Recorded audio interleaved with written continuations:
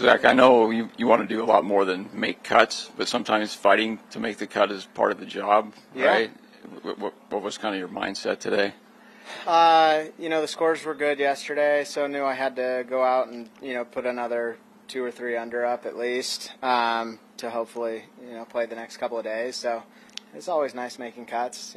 That's the only way you get the chance to kind of get into contention later in the week. So just need to maybe clean it up a little bit, but played solid. You talk about cleaning it up. Again, today you had a lot of shape on your scorecard. Ended up red, great. But is there a characteristic to this course that is making you take risks you wouldn't normally take, and then finding places where it works? Yeah, not really. It's been hard to get kind of numbers of how far it's playing.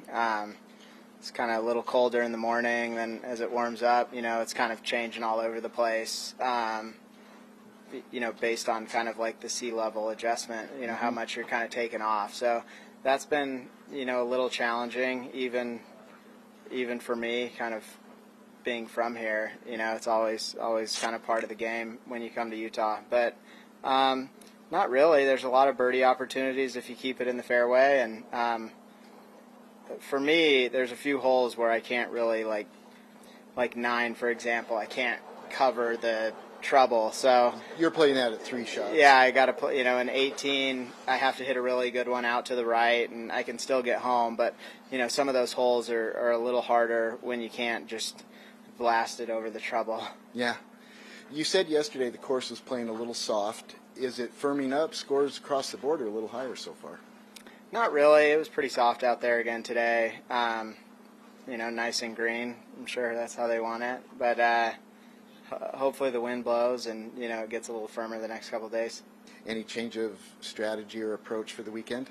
No, just like I said, hopefully, can have a couple of days with no bogeys and a lot of birdie opportunities. All right. Thanks, Zach. Cool. Thank you, Zach. Just one thing. You could just talk about the experience of playing here in Utah, playing with fish. Yeah. How nice of a week is that?